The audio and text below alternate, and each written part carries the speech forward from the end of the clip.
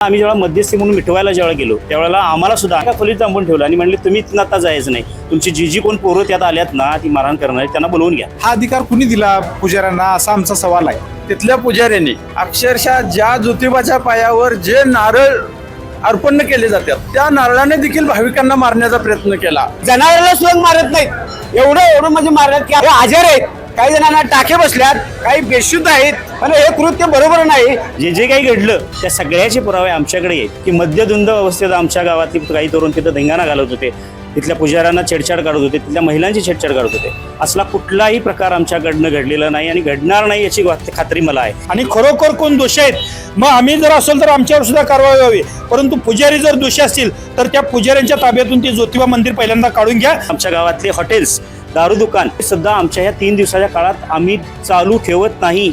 असं असताना आम्ही आमच्या गावचं पावित्र्य जर ह्या पद्धतीने राखत असेल तर त्या मूळ स्थानावर आम्ही दारू पिऊन जाईन का हो? तुम्ही जो आरोप केला आहे की आमच्या गावकऱ्याने मद्य पेरलं हे आरोप तुम्ही कसं काय सिद्ध करू शकताय आणि ती तुम्हाला कशी काय चौकशी दिली? आणि त्यात त्या पुजाऱ्यांच्या मारहाणीचा प्रकार बघितला तरी पुजाऱ्या इतका सराईत गुंड आहेत, ट्रेनिंग घेऊन आलेली गुंड आहेत, अशी परिस्थिती तिथे दिसते.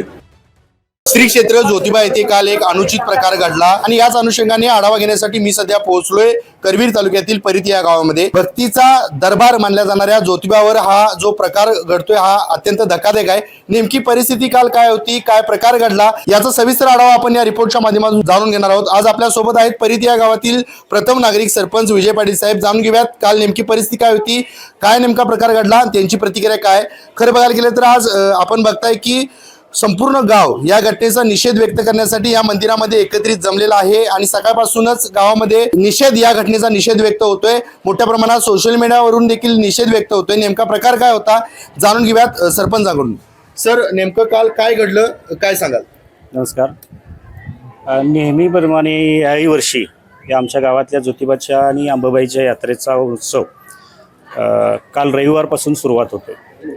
दरवर्षीप्रमाणे आम्ही यात्रेच्या पहिल्या दिवशी ज्योतिबाच्या श्री क्षेत्र ज्योतिबा वाडी रत्नागिरी येथे आमच्या गावच्या सासनकाठीचं पूजन तिथं करतो, तिथं अभिषेक घालतो आणि पहिला दिवस तिथून संपन्न होतो, सुरुवात होते आमच्या गावच्या यात्रेची.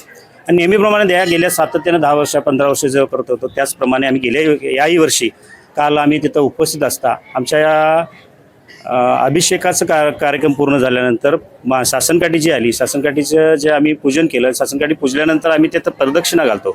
4 ते 5 प्रदक्षिणा घेतल्यानंतर मग आम्ही गावात येऊन मग आमचा मुख्य उत्सव सोहळा सुरू होतो. पण कालच्या या प्रकारात ज्या वेळेला आमच्या प्रदक्षिणेचा काम हे चालू असतानाच तिथं त्यांचेही स्थानिक उत्सव काहीसे सुरू होते आणि त्यातून काहीतरी गडबडीनं तिथं मुलांच्यात वाद झाले आणि वाद झाल्याचं नंतर मारामारीत रूपांतर झालं. पण याची पूर्ण पार्श्वभूमी किंवा संदर्भ कळण्यापूर्वीच तिथं एवढ्या मोठ्या प्रमाणात मारहाण झाली की तिथं त्यावेळेला आमच्या अक्षरशः मुलांना लाथाबुक्या घालणे किंवा मला वाटते तिथल्या स्थानिक पुजाऱ्यांनी आमच्या गावातली पोरं कुठं आहे ती हुडकायला सुद्धा पळत होती. तर त्यासाठी आम्हाला आम्ही जेव्हा मध्यस्थी म्हणून मिटवायला जेव्हा गेलो त्यावेळेला आम्हाला सुद्धा आम्ही प्रमुख लोक जेव्हा त्यांच्या समितीकडे किंवा त्यांच्या प्रमुखांच्याकडे जेव्हा गेलो त्यांनी सुद्धा आम्हाला एका खोलीत थांबून ठेवलं आणि म्हणले तुम्ही इथून आता जायचं नाही, तुमची जी कोण पोरं त्यात आल्यात ना ती मारहाण करणारी त्यांना बोलवून घ्या. मी त्यांना काय विचारत होतो की तुम्ही हे जे झालंय ते काय झालं हे आम्हालाही कळू द्या, तुम्हीही आम्हाला सांगा, ही मारहाण आणि हा प्रकार थांबवूया आणि आपण चर्चा करूया. तर त्यांनी अशी भूमिका घेतल्यानंतर आम्हाला जेव्हा समजलं की आमची मुलं सैरावैरा पळत होती सगळ्या त्या डोंगरावर, मला वाटते आमची शाळेची लहानसहान मुलं सुद्धा त्यात नव्हती आणि ज्योतिबाची काठी आमची मला वाटते काल मला समजलं 4थी 5वीची मुलं आमची खांद्यावरून घेऊन पळून अक्षरशः त्या डोंगरातनं पळत होती. एवढी वाईट घटना आमच्या बाबतीत तर घडली. या सगळ्या गोष्टीचा मी या गावचा प्रमुख नागरिक म्हणून या प्रशासनाचा तिथल्या पुजाऱ्यांचा निषेध करतो आणि मुळात आजचा हा आमचा आनंदाचा क्षण आहे. आजचा हा यात्रेचा आमचा मुख्य दिवस आहे. आम्हाला ह्या कुठल्याही गोष्टीचं स्पष्टीकरण द्यायचं झालं तर आम्ही रितसर आम्ही पत्रकार परिषद देऊन आम्ही तिथे स्पष्टीकरण आमचे खुलासे देणार आहोत. त्याच्याबरोबर आमच्याकडे पुरावे आहेत, व्हिडिओ एव्हिडन्स आहेत. जे काही घडलं त्या सगळ्याचे पुरावे आमच्याकडे आहेत. पण त्यांनी गंभीर स्वरूपाचे आरोप आमच्यावर पत्रकाच्या माध्यमातून केलेले आहेत. त्यासाठी सकाळी मध्यधुंद अवस्थेत काही तरुण किंवा भाविक होते असा आरोप होतोय. त्याच संदर्भात सांगतो. ते सुद्धा आम्हाला सकाळी पेपर जेव्हा बघितलं तेव्हा समजलं की पेपरमध्ये आमच्यावर त्यांनी आरोप असे केलेत गावकऱ्यांच्यावर की मध्यधुंद अवस्थेत आमच्या गावातली काही तरुण तिथं धिंगाणा घालत होते तिथल्या पुजाऱ्यांना छेडछाड करत होते, तिथल्या महिलांची छेडछाड करत होते. असला कुठलाही प्रकार आमच्याकडनं घडलेला नाही आणि घडणार नाही याची खात्री मला आहे. कारण आमच्या गावाची ख्यातीच आमच्या बावनगावातनं सहिष्णू असल्याची आहे आणि त्याची परंपरा आम्ही जपल्या, आमच्या प्रत्येक नागरिकांना ती जपल्या. कालच्या प्रकाराचं सुद्धा माहिती ज्यावेळेला घेतली त्यावेळेला तिने जे गंभीर अर्ज केला आहे ना, ते हास्यास्पद अशासाठी वाटतो कारण आमच्या यात्रेच्या स्वरूपात आम्ही आमच्या या सातत्यानं ज्या वर्षी आम्ही यात्रा भरवतो त्या वर्षी ग्रामपंचायत प्रशासन म्हणून आम्ही एक लीगल नोटीस आमच्या ग्रामपंचायत प्रशासनाकडनं देतो. व्यापारी आमच्या गावात आमच्या गावचं व्यापारी केंद्र एवढं मोठं असून सुद्धा आमच्या गावातले हॉटेल्स, दारू दुकान आणि मटणची दुकानं म्हणजे जेव्हा हॉटेल चालू असेल मटणाचं जेवण हे सुद्धा आमच्या ह्या 3 दिवसाच्या काळात आम्ही चालू ठेवत नाही. असं असताना आम्ही आमच्या गावचं पावित्र्य जर ह्या पद्धतीने राखत असेल तर त्या मूळ स्थानावर आम्ही दारू पिऊन जाईन का हो? हा आरोपच मुळात हास्यास्पद वाटतोय. आणि त्यांनी अशा गंभीर स्वरूपाचा आरोप करत असताना आमच्या गावची बदनामी करत असताना थोडासा विचार करायला पाहिजे. काल त्यांनी जे आमच्या पत्रकात त्यांनी मांडलं की सरपंचांनी माफीनामा लिहून दिला. 100% आम्ही तिथं आम्हाला ज्यावेळेला तडजोड करावी लागली, आम्हाला जर बंदी बनवलं असेल तर आमच्या मुलांची अवस्था काय होणार होती तिथली? आम्हाला जर पळून जर ती हुडकत असतील तर आम्हाला जेव्हा ते सुचलं त्यावेळेला आमच्या मुलांची आणि आमच्या ग्रामस्थांची सुरक्षा आमच्यासाठी महत्त्वाची होती. त्यावेळेला आम्ही त्यांच्यावर तडजोड केली आणि आम्हीच माफी मागतो, आम्हीच कमीपणा घेतोय आणि आमच्याकडनं चूक झाली अशी मान्य करून आम्हाला आमच्या मुलांना जाऊ द्या म्हणून आम्ही त्यांच्याकडे लिहून दिलं. याचा अर्थ असा नाही की आम्ही 100% चुकलो असं नाही. त्यावेळेला आमच्या गावातल्या लोकांची आणि आमच्या गावातल्या मुलांची सुरक्षा महत्त्वाची होती. त्यांनी त्यात आमच्या सुरक्षित माझ्या गावातली परत पोरं यावी ह्यासाठी केलेली तडजोड होती. पण याचा अर्थ नाही की मी ते स्वीकारलं. माझ्या गावातल्या प्रत्येकानं तो आरोप जो तिने आरोप केला तो मला मान्य आहे असं मी समजणार नाही. तो त्यावेळी केलेली तडजोड होती. आजचा यात्रेचा हा मुख्य दिवस असल्या कारणानं आम्हाला पत्रकारांना आमची विनंती आहे रितसर सविस्तरपणे मला वाटते संविधानिक मार्गाने आम्ही याच्यावर मार्ग काढू, आम्ही त्यांच्यावर चर्चा करू, आमच्याकडे असणारे उपलब्ध पुरावे तुमच्याबरोबर मांडू. पण आमचा आज यात्रेचा मुख्य दिवस असल्यामुळं उत्सवाचं वातावरण असल्यामुळे आम्हाला हा सोहळा पूर्ण करू द्या. आम्ही तुमच्यावर निश्चितपणे यावर नक्की बोलू. काय सांगाल काल घडलेल्या प्रकारावर? आज संपूर्ण गाव निषेध व्यक्त करण्यासाठी एकत्रित आले. मी प्रथमतः काल वाडी रत्नागिरीवरती परिते गावच्या आमच्या ग्रामस्थांच्यावरती जे पुजाऱ्यांनी स्थानिक पुजारी असतील किंवा प्रशासनाने जो हल्ला करून या आमच्या लोकांच्यावरती मारहाण केली, यामध्ये आमचे 3-4 कार्यकर्ते गंभीररित्या जखमीसुद्धा झालेले आहेत. आम्ही आमच्यावरती जे काल काही जे आरोप केलेत त्या गोष्टीचा सुद्धा आम्ही या ठिकाणी निषेध करतोय. एका बाजूला आम्ही ही यात्रा पूर्णपणे शाकाहारी परत दारूबंदी करून आम्ही ही यात्रा करतोय. सरपंचांनी त्याबाबतीत खुलासा केलेला आहे. परंतु झालेला प्रकार हा निंदनीय आहे.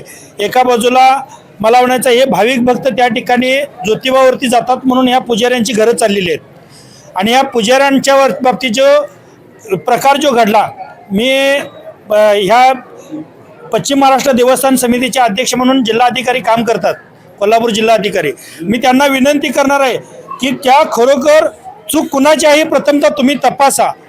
तिथे CCTV आहेत, कुणालाही त्या ठिकाणी मला म्हणायचं आहे जाणीवपूर्वक कुणाला तरी आरोपीच्या कठड्यामध्ये कुणाला उभा करण्याआधी तुम्ही तिथली स्थानिकची चौकशी करा आणि खरोखर कोण दोषी आहेत मग आम्ही जर असेल तर आमच्यावर सुद्धा कारवाई व्हावी. परंतु पुजारी जर दोषी असतील तर त्या पुजाऱ्यांच्या ताब्यातून ते ज्योतिबा मंदिर पहिल्यांदा काढून घ्या, जेणेकरून तिथला भाविक भक्त तिथलं खरोखर दर्शनाला योग्यरित्या जाऊ शकतोय. कारण काय त्या ठिकाणी चाललेली पुजाऱ्यांची मजुरी आहे ती मोडून काढली पाहिजे.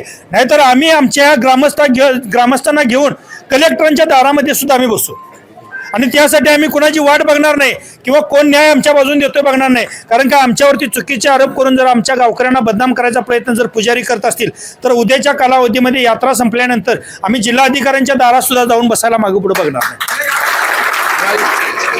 काल जो प्रकार घडला जो धक्कादायक होता, कारण भक्तीचा दरबार म्हणून ज्योतिबाला ओळखलं जातं, जो प्रकार घडला काय सांगाल त्याबद्दल?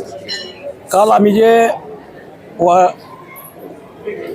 वर्षाप्रमाणे सासनकाठी घेऊन गेलो, सासनकाठीची मिरवणूक चालली, शांतीनं चालली होती. आमचे सगळे गावकरी सासनकाठीच्या आनंदात सासनकाठी फिरवत होते आणि तेथील एक पुजारी आमच्या कार्यकर्त्यांना म्हणजे गावकऱ्यांना हटवत होता. ते कारखाने ते चुकीचं होतं आणि त्या जी पुजाऱ्यांची जी ही होती अरेरावी होती ती म्हणजे सांगण्यासारखी नव्हती. एका पुजाऱ्यांना हातात लोखंडी हत्यार घेऊन आमच्या भाविकांच्या अंगावर येणं हे पूर्णपणे चुकीचं होतं. आम्ही आता आमची यात्रा पूर्ण झाल्यानंतर आम्ही कलेक्टरला जाऊन भेटणार आहे की बाबा खरोखरच भक्तांना जर पुजारी जर अंगावर जाऊन मारत असतील याच्यासारखं वाईट काही नाही. म्हणजे त्या ज्योतिबाच्या दर्शनाला भाविकांनी जायचं का नाही, असे प्रकार आजपर्यंत भरपूर घडलेले आहेत. त्यांनी भक्तांना मारहाण केलेली आहे. बरोबर बऱ्याच बातम्या पेपरला आलेल्या आहेत.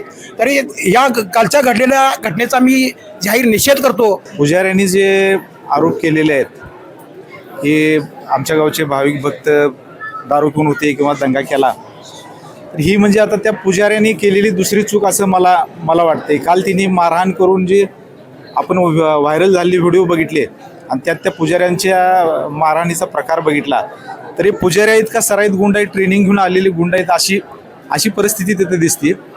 आणि ते चूक लक्षात आल्यानंतर ते झाकायसाठी म्हणून हे आमच्यावर परत आणि खोटेनाटे आरोप करायल्यात.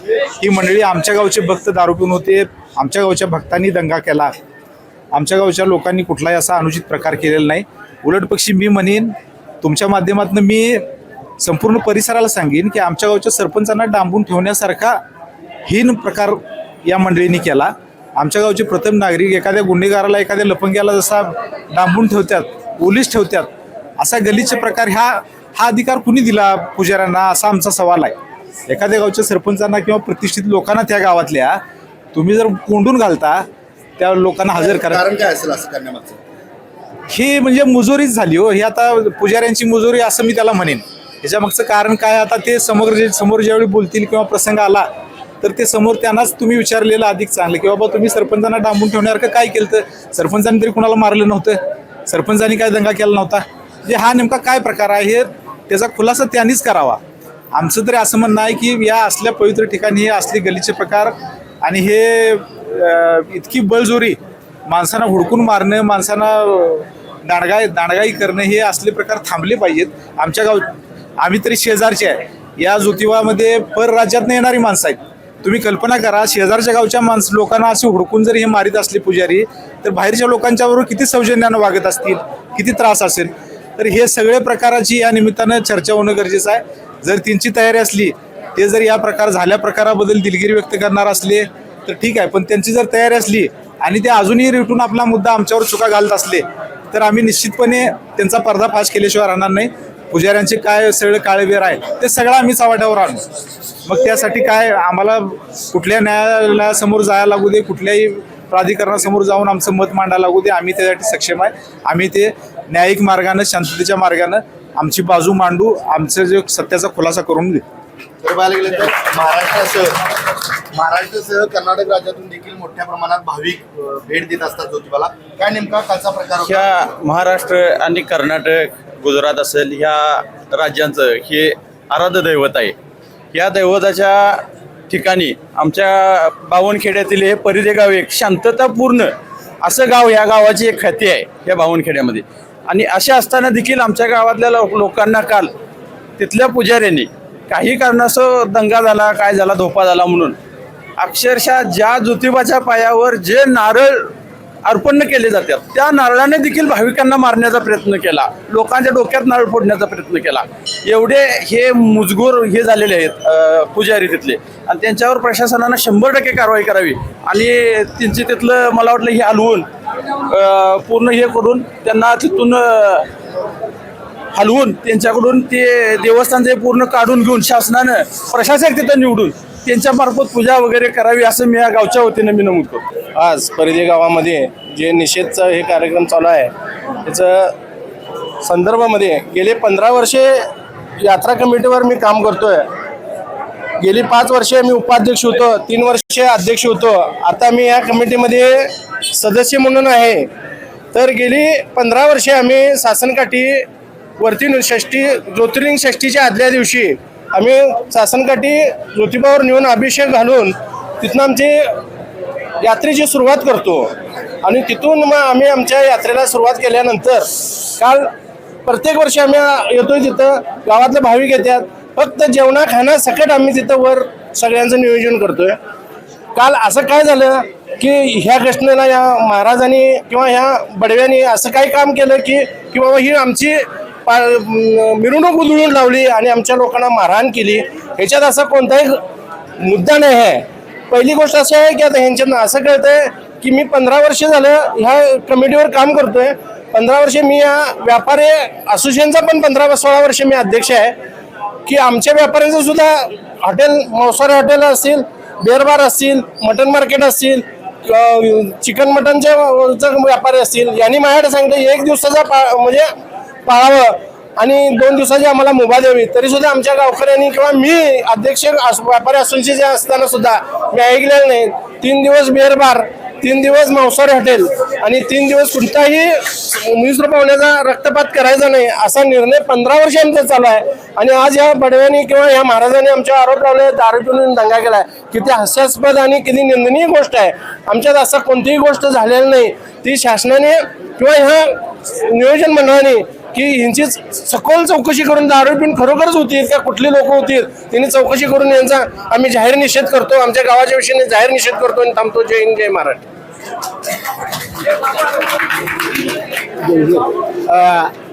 आध्यात्मिक शास्त्र असं सांगतं की पुजारी हे देवता समान असतात.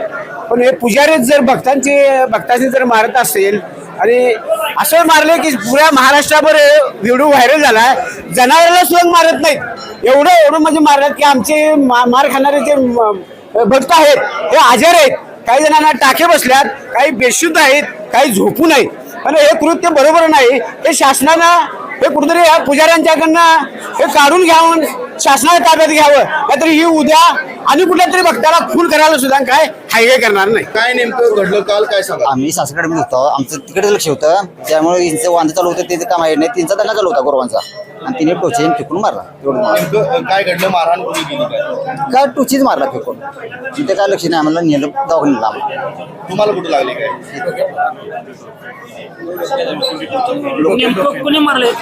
पुजाऱ्यांनीच की पुजाऱ्यांनी मारला. पुजाऱ्यांनी मारहाण केली. किती जण आहे एकंदरीत मारहाण? गणपतीत म्हणजे 5-6 जण झाले. काल येथे पारंपरिक पद्धतीने आपल्या परिधी गावची यात्रा चालू असताना सासनकाठी येथे ज्योतिबा मंदिर येथे आणा गेलेले असताना तेथील पुजाऱ्यांनी आमच्या गावकऱ्यांना विनाकारण कारण कोणतेही नसताना मारहाण करून आमच्या गावकऱ्यांची आणि गावची बदनामी केल्याबद्दल प्रथमतः मी त्यांचा निषेध करतो. दुसऱ्यांदा मी त्यांना सांगतो की तुम्ही जो आरोप केला आहे की आमच्या गावकऱ्यांनी मद्य पेलेलं हे आरोप तुम्ही कसं काय सिद्ध करू शकताय आणि ती तुम्हाला कशी काय चौकशी दिली. दुसरी गोष्ट अशी, विनाकारण म्हणजे कोणतंही कारण नसताना माननीय सरपंच साहेब यांनी आपल्या गावकऱ्यांना सुखरूप सुटावे यासाठी माफीनामा मागितला. मी गावकऱ्यांच्या वतीनं मी जिल्हाधिकारी आणि जिल्हा पोलीस प्रमुख यांना सांगू इच्छितो की त्यांनी माफीनामा मागितल्याशिवाय ही जग शांत होणार नाही याची दक्षता घेण्यात यावी. तर आताच आपण परिते तालुका करवीर या गावातील नागरिकांनी जो या घटनेसंदर्भात निषेध व्यक्त केला, या गावातील नागरिकांशी आपण जो घडलेला काल प्रकार होता याचा सविस्तर आढावा जाणून घेतला. जो ही जी घटना आहे ती कशा प्रकारे चुकीची आहे ही नागरिकांनी मतं व्यक्त केली. आपण के न्यूज चॅनलच्या माध्यमातून हा जो लोकांच्या प्रतिक्रिया आहेत त्या जाणून घेतल्या.